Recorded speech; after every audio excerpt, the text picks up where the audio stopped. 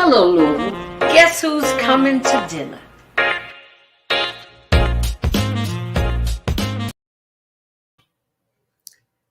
Well, it's Guess Who's Coming to Dinner, and I'm back with our very first show of the new year. I thought I might go live since I was talking to our guest and noticed that I had not gone live, but that's what happens when you're the producer and director uh, doing something that's still kind of new to me. I've been at this for about a year. But before I introduce you to our guest this evening, I do have to bring to your attention that today I went to the wake of Representative Daryl Owens at the Kentucky Center for African American Heritage. And Daryl was a very vital part of our community. He was very active in the justice system, in the court system. He was a deputy attorney general at one time. Daryl had a long record of service to our community. I got to know Daryl because we were neighbors. I moved down on 47th Street, and he lived right in front of me, and we became neighbors and exchanged dinner invitations to each other. And he was quite a character, he and his lovely wife, Miss Brenda. But our heartfelt condolences go out to the Owens family. We will miss Daryl tremendously, and the community mourns his passing. But it's definitely noteworthy for everyone to know. Tomorrow will be the funeral services at 10 a.m. at St. Stephen's. And if you can attend, I would say attend and just show your respect. So going back to our guest for this evening, I guess he said, this girl is crazy. She just started talking and show's not even on the air. But I like to present to some and introduce to others our guest for the evening, Mr. Derek Vitatoe. Yes, ma'am. Yes, Did I ma'am. nail Pleasure, that one? pleasure to be here. You nailed it. You nailed it. First attempt too. So there you go. Daryl Vitatoe. That's a different kind of name, Mr. Vitatoe. It is. It is by way of it's Creole, French, Creole, Okay. Louisiana. Okay. Mother and father was from Louisiana, mother from New Orleans, father from New Iberia, Louisiana. Okay. Um, and so definitely have my Louisiana ties. And unfortunately, the Saints aren't in the playoffs, but that's all Ah, right. We're here to talk film, not football. okay. So All right. Okay. And as we were saying, you're up in Manhattan, up in Harlem. yes, yes, I lived in New York, a very vibrant, energetic city. yes, it is. Yes, it You is. gotta be on your game to hang out up in Harlem. Yes, you do. And I'll tell you what, I've been here a year now, and my wife and I, and it has been nonstop action. I mean, uh, sitting inside of our brownstone is quiet like you would be in a suburb of Indiana. But the Right. moment you step outside, you better be ready. You You better be better ready be because it's ready. moving. That's right. And they Yeah. say they say don't look down. Don't look down. Absolutely. Absolutely. So we So enjoy it tell me, here. how did you tell me about yourself, where you're from, how you got into the filmmaking business? Absolutely. Absolutely. So as you mentioned, my name's Derek Vitatoe. I was born and raised in California. So I'm a California West Coast boy, and school and work brought me to the Midwest. And so that's how I ended up in the Midwest. But I've always had a affection for writing, love telling stories ever since I was little. It's funny because my mother actually recently mailed me a poem that I had written when I was in third or fourth grade. It was called The Black Ant. And so, um, born in Inglewood, California, and being raised there, my mother and father, because of gang activity and different things, decided to move us to the suburbs, out to the Inland Empire, is what we called it in California. And those who live out there know the Inland Empire. But it's the suburbs, and not many people that look like us reside out there. And so, What going to area is that close yeah, to? Chino Hills, Okay. Ontario, Pomona. Gotcha. Rancho Gotcha. Cucamonga, all of that. And so not many of us are represented out there. You Right. can find some peppered out, but especially at school, right? At school and Right. in high school, um, you know, being around all white students, I felt out of place, especially coming from Inglewood, Los Angeles area. And so I wrote a poem called The Black Ant. And it was just me expressing myself uh, through writing about my experience being at an all white school. I felt like a small black ant, and I had Oh to wow. navigate my way before getting crushed on. So, I always told stories from a young age. When Borders was around in the early 2000s, I was writing novels. I have two fiction books. Borders went down, which hurt, all authors who self-published. But I always was told I had a gift for writing dialogue. And Okay. in doing that, I said, well, let me give this screenwriting an opportunity and see how I can write dialogue, but also be descriptive enough to make it come across screen. And so that's what I did. I learned the art and the craft of screenwriting, went to a couple of classes, Hmm. and really studied the craft. And in doing that, I wrote my first script, which was called Anathema, and I produced it. So when you talk about wearing many hats, I wore many hats in that, right? So it was an Hmm. independent feature. I wrote it, directed it, produced it, did location scout, whatever it may be. I Yeah. had to wear all the hats, and I'm proud of it. I'm proud of Yeah. it. We actually renamed it, and it's going to be released here in the next couple of months on Amazon Oh, wonderful. under the name Forsaken Son. And so that'll be my Forsaken Son. Forsaken Okay. Son. So that'll be my first movie project that hits, the Amazons, and people can go out and watch So it. So you I'm have to really, come back on right yes, before ma'am. release, okay? I And would love that. we'll do a big promo. We'll blow it up for you. Love that. Love that. Yep. I would love that. So I'll let you know exactly when that came on. But, in my research and doing film, I just came across the story. I've always loved horses, loved, I talked about football. I played competitive football. That's how I moved out to the Midwest, got a football scholarship. So the whole competition element always has been intriguing to me. And so when I heard about the story of black jockeys and how we dominated the world of horse racing Right. in the late 1800s, I said, well, why hasn't this story been told? Right? Why? What's the secret? What's the secret sauce? Right. Oliver Lewis was the first jockey to win a Kentucky Derby in 1875. Well, why Okay. isn't that story being shared? What's the problem, right? We won 15 out of the first 28 Kentucky Derbies. Why isn't that celebrated? When we watch a Kentucky Derby today, why isn't that mentioned amongst all of the white jockeys or Latino jockeys that you see and the white horse Hmm. owners when we dominated this sport in the late 1800s, right? And Right. so as I started to peel back that onion, there's many reasons why we kind of faded out, and I don't want to give away the story, but a lot of it had to do with governmental laws that came into play, separate but equal, that kept us off of the racetrack.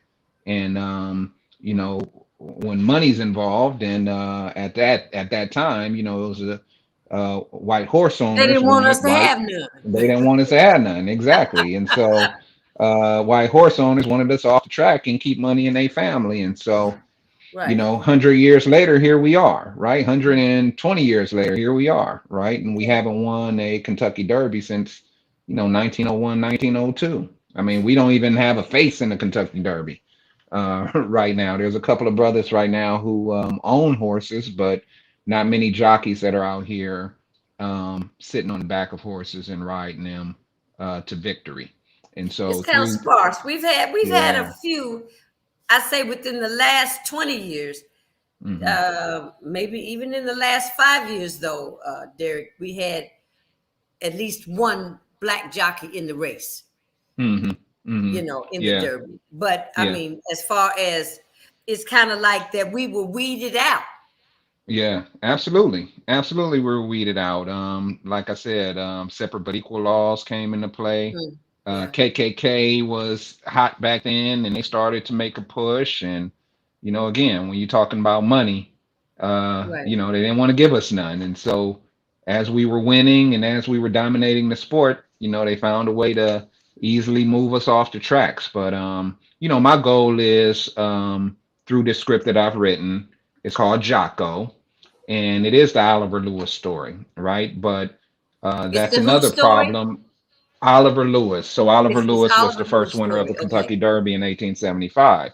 But Okay. what you will find, and I've done probably 10 years of research on this now, there's not much history on Oliver Lewis, right? Ah. You'll find one picture in any library, news articles, you're going to find one picture of Oliver Lewis. There's Okay. not much history at all about this man and what he did and meant to the world of horse racing.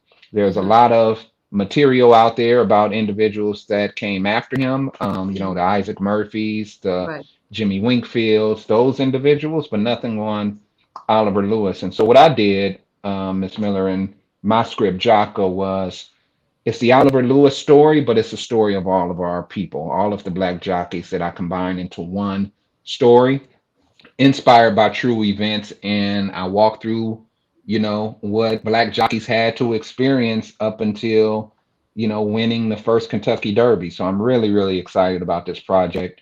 Like I said, I spent a lot of time, a lot of energy making sure that I got it right, doing research, coming to Louisville, going to Lexington, traveling the state of Kentucky, talking to so many passionate individuals. When I tell you people in Louisville, rock, Louisville is ready for this. Louisville is ready for this. There are some Oh passionate yeah. individuals who feel like this Anything that story puts should have us been on the map told. that's positive, because now we Yeah, put on the map recently, but it wasn't positive.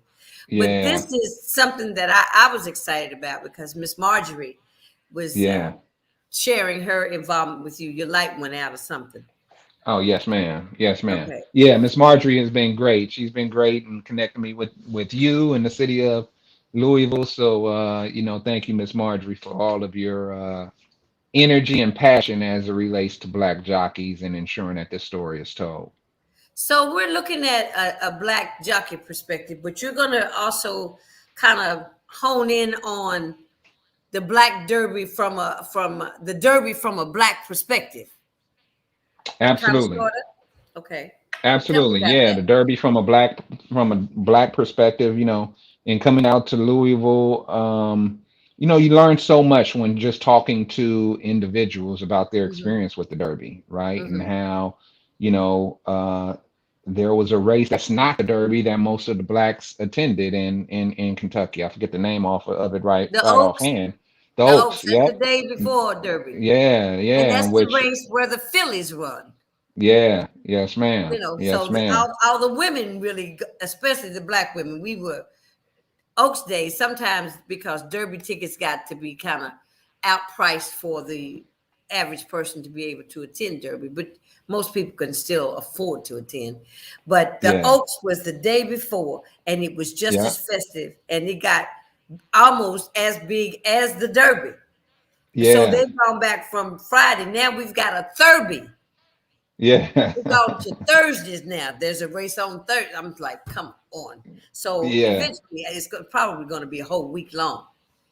absolutely, absolutely, and that's what we need to get back to, right? Creating our own, having a venue where we can celebrate and have the mint, what's the drink Mint that's juleps. mint That's juleps and got and to all have of a those mint things. julep. Gotta have a Yeah. mint julep, right? And so that was our race, right? And the Derby, and from what everyone tells me, we had to go and work, right? So we were working at the Derby. We really couldn't celebrate, couldn't have a good time, Right. do all of those things. And so I want to tell that story, right? But I Okay. also want to tell the story of sacrifice because the Japanese had to sacrifice a lot of things, Hmm. um, bravery, right? Because you had to be brave in order to go against the enemy, the competition, right? You Right. had to be brave back then.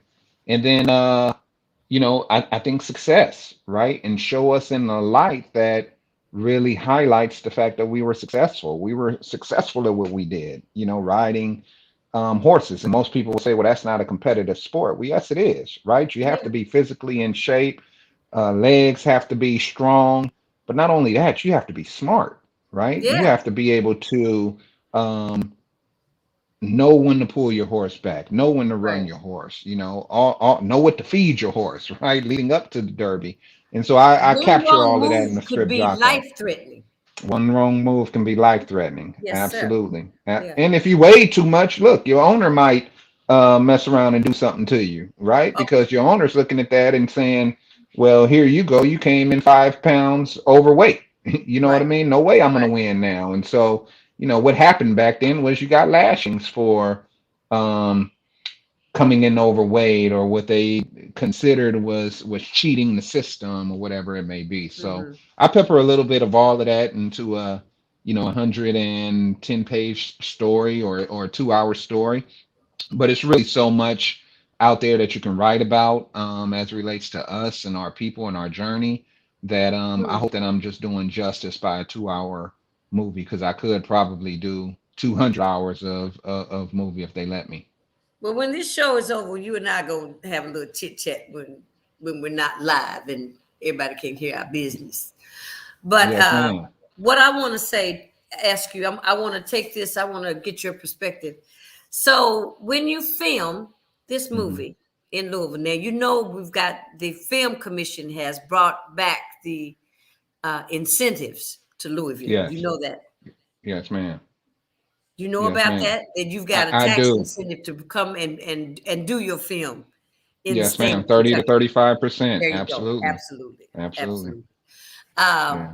but I want to ask you because I thought about your coming to Louisville to make this movie in Mhm. another way. This when I created Guess Who's Coming to Dinner, it was during the time of George Floyd and Breonna Taylor about race relations Mhm. and uh, it seemed, they always say, nobody didn't want to talk about race. It's been for years. They say, well, no, there's no need to have a racial discussion about race. Then after President Obama, then it was like we didn't have any. There was no more racism in America. Go figure.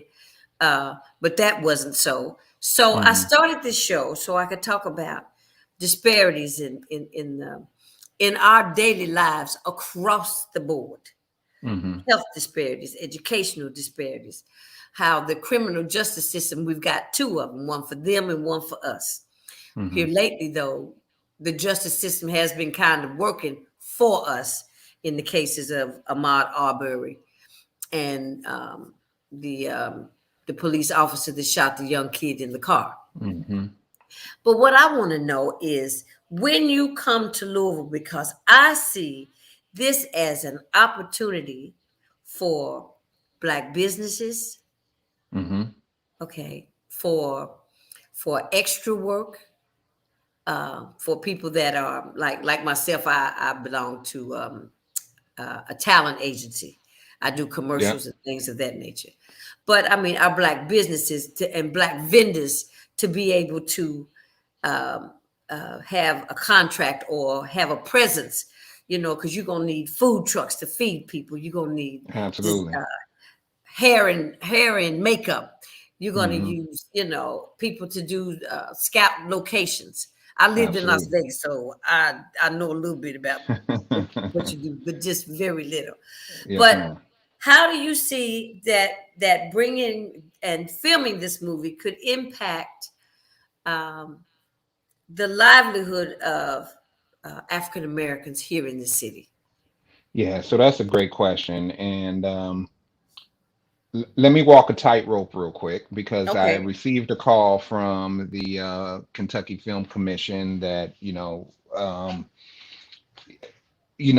until you are approved for the tax incentive, you shouldn't be saying that you're filming in the state of Kentucky. So I just got to clear that up so that I can be approved for this tax incentive, right? Okay. So, you got to play the game. So We're let me not play the we're not game, going to right? stop any progress here. Yeah, yeah, yeah. So let me play the game to play the game. But that said, um, filmmaking gives back to a community if done the right way, right? Okay. If you employ those individuals who live in that community, who participate in that community, who serve that community, Right. that's what film and the film incentive is for.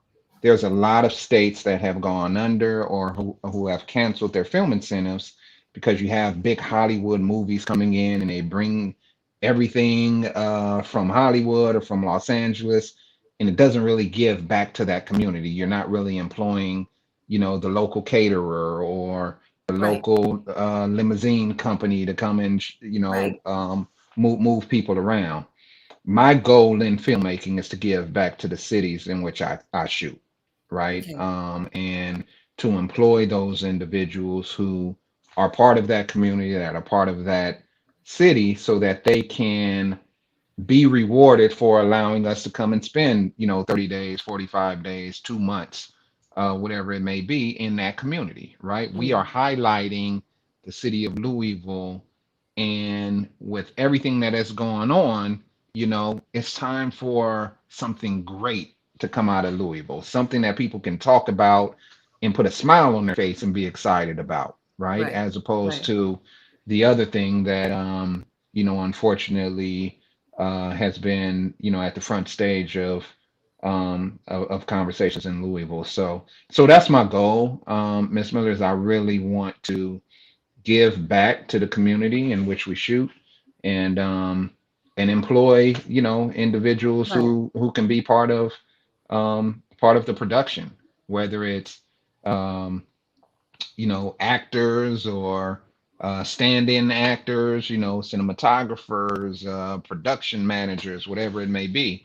Right. It behooves us to give back to the city of Louisville, to the state of Kentucky. I mean, the reality is you're not going to get the film incentive, or you're not going to maximize the film incentive by bringing in everything from outside. From So, outside. Right. yeah, so you need to take advantage of all of the offerings that the city and the state of Kentucky have in order to get the film incentive anyway. So, Were you I'm really able to excited meet about that. and talk to Nathaniel Spencer? It's my man. That's my man. Oh, Yeah, I met Nathaniel. all He's a right great then. All guy. right, you on the right track. Yeah, he's a great guy. Actually, I need to return a text from him not too long ago. But yeah, he's the one who has done just a fantastic job. When you think about the film commission and the individuals that are sitting on a commission and who's part of that community and wants to be a part of it, it's individuals like Nathaniel who have that passion, right? Right. Who have that commitment to bringing films there to the city of Louisville. And look, when me and that brother hit it off, we connected right off the Yeah. bat, and I look forward to working with the young brother. Really do.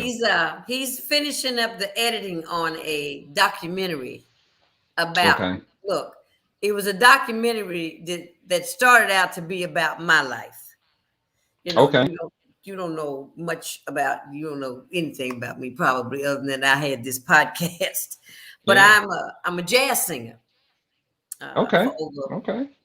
50 some years.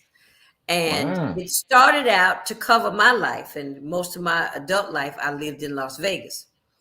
Mm-hmm. So, but at the time when we started to do the documentary, I was my caring for my mother who acquired dementia.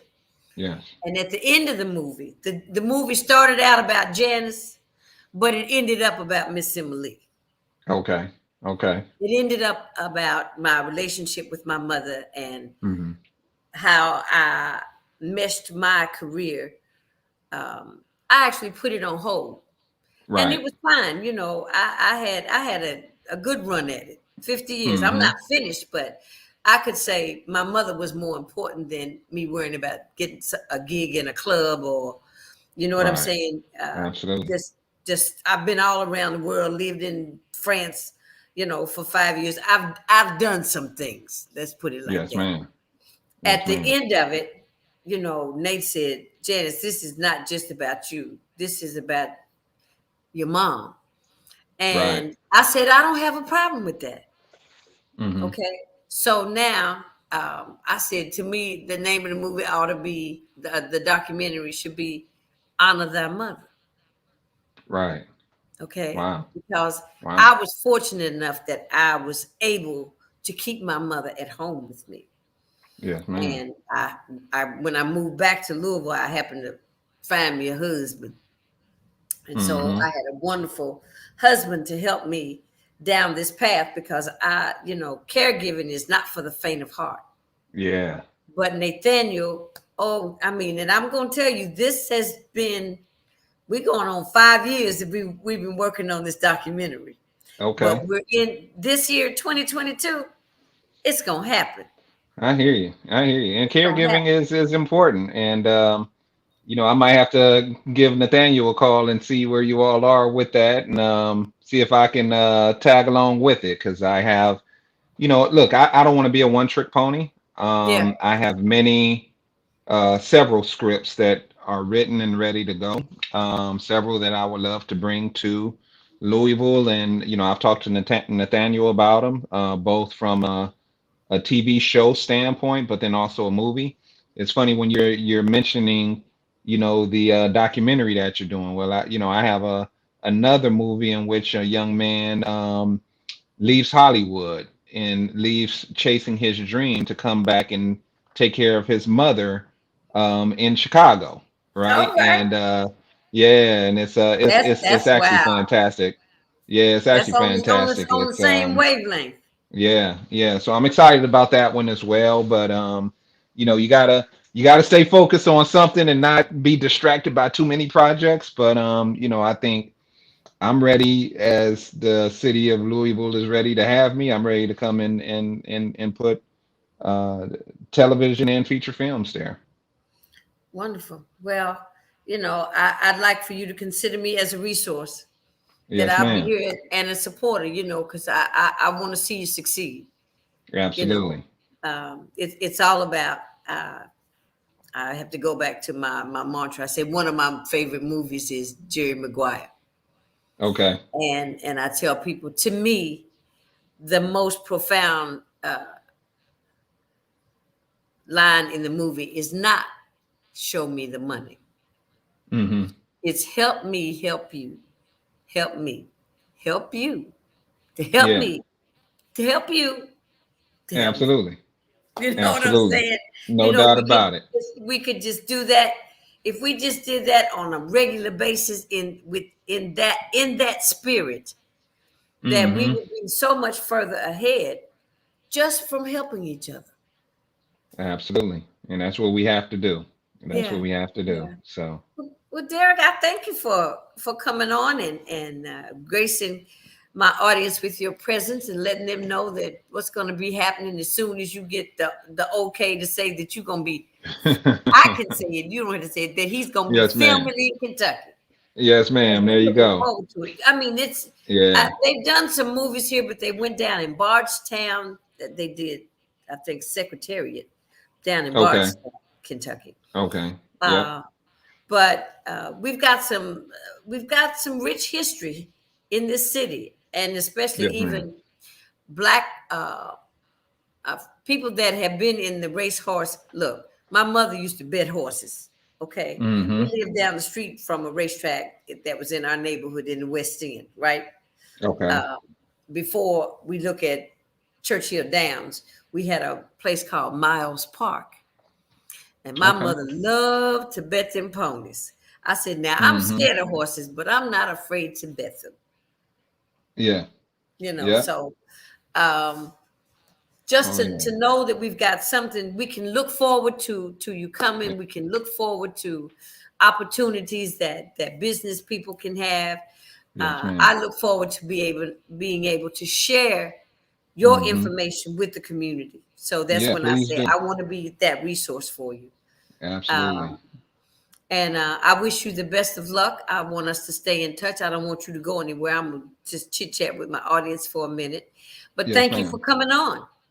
Hey, I appreciate it, and appreciate the work you're doing out here too. And Thank you, want darling. want to want to And say want to say thank you. you got a brother up in Harlem doing things now. Nick Cannon doing his show from Harlem. I'm doing this show from Harlem. Doing it. Look, yeah, Harlem's blowing up, right? You Wow. got the TV show with Megan Good, and all the fantastic actresses that ensemble cast that she has, and Grace This Byers. Megan Good It's guy, some great things. you're telling me something about It, that I don't know. What? yeah, it's a TV show called Harlem. It's called Oh, Harlem, it and is the it's women set about here in the. Harlem. Yep, Okay, okay, about the Fringe. Yeah, I okay. started watching it the other day, and ended up was binge watching. I'm like, man, I got to turn this off. But That yeah, binge but watching. some great My husband things. said it's 3:30 in the morning. We've been watching this movie. Yeah, I said, yeah, that's what I said, Netflix has yeah, done to sometimes us. that's how So it goes. Well, yeah, so there's a lot. There's a lot that we can have going on as far as you being in the mix. yeah, Um, I look forward to it, and yeah, I know Nate looks forward to it, and you'll be received with open arms. It's a very warm city. yes, You know, ma'am. And I'm committed to the Louisville's black. kind of black and white. Either they like you or they don't. Yeah, yeah, That's and I'm committed to giving back to black businesses, right? I mean, that's one of the purposes that we're here in Harlem. I mean, the sweater I have on, it's a black-owned company. I don't know if you could see it, but it's a black jockey. It's Oliver Lewis. It's an Oliver Lewis sweater, right? And Oh so wow. yeah, so Black Jockey Clothing is a organization that um, uh, makes and sells, black jockey clothing. And so I was so happy to wear this and support them. And Ah, just that's giving back to great. giving back to black businesses is one of my goals through this. So Well, this was a wonderful interview. You do great. You're a great person to interview. So I I just, appreciate that. Thank you.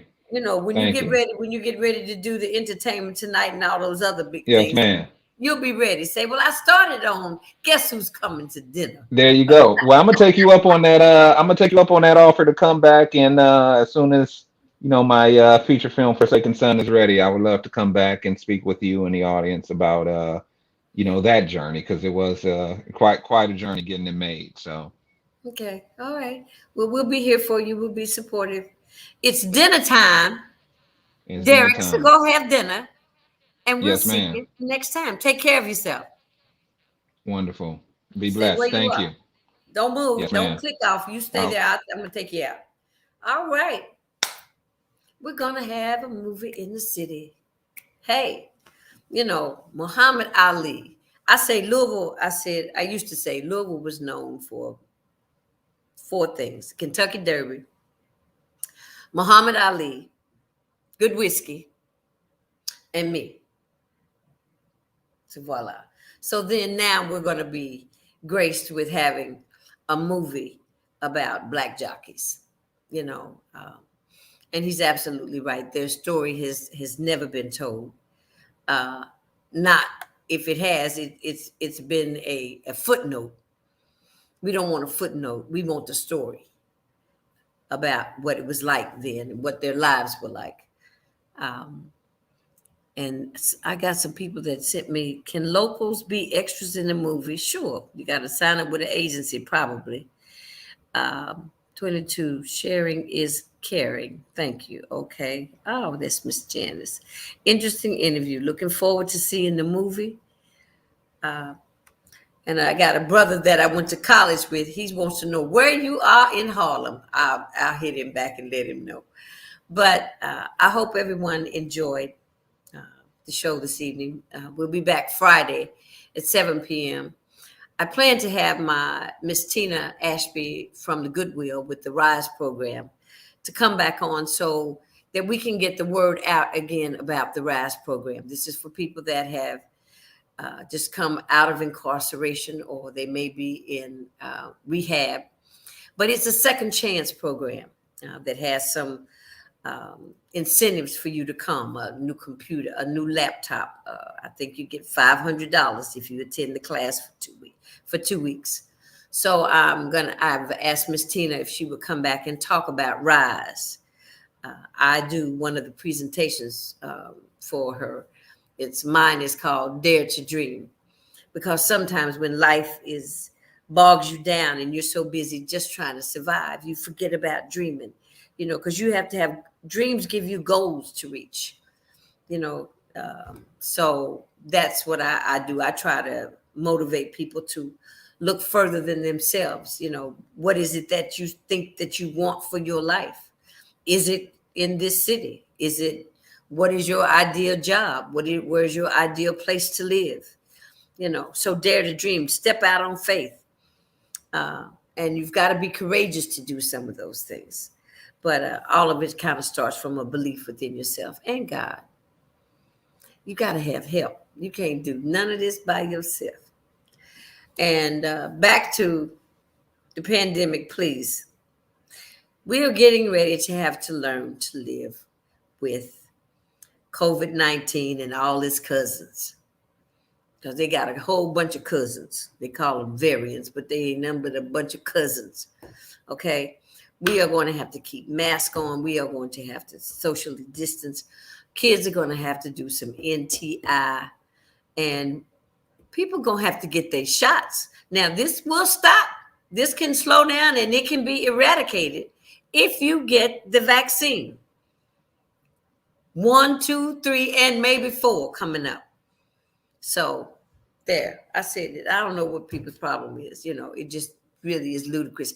I would rather take something to give me a chance in saving my life than not take it and know that if I don't have it, I could actually lose my life. Makes sense, folks. Come on. All right. It's dinner time. Guess who's coming to dinner? I'll see you on Friday. Okay. All right.